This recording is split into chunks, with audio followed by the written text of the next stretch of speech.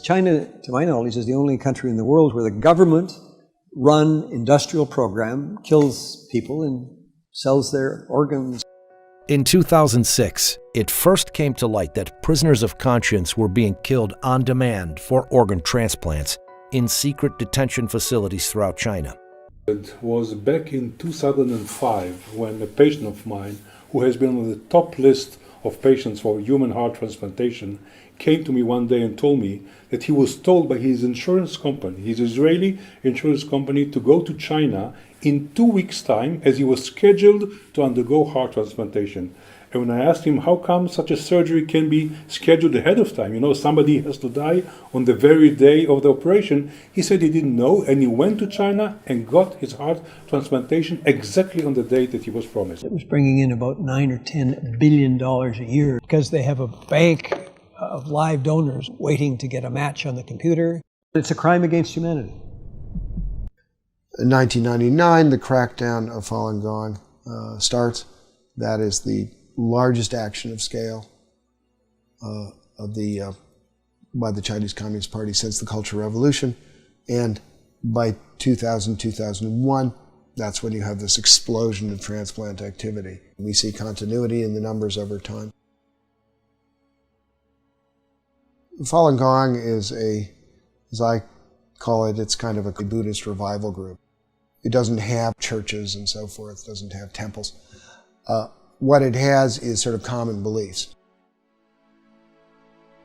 These shared beliefs revolve around self-improvement based on the values of truthfulness, compassion, and tolerance.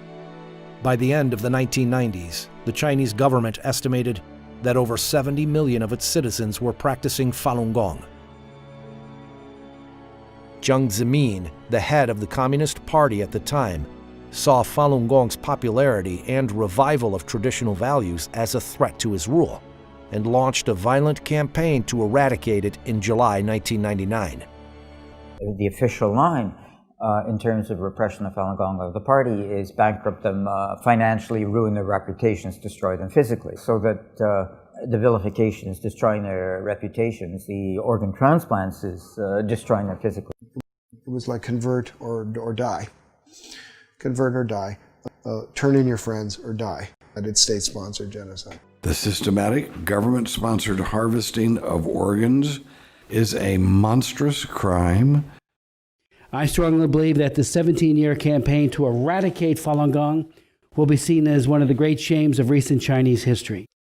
How can doctors, people trained to heal, harvest organs from living people for transplants? They made you disabled to think yourself.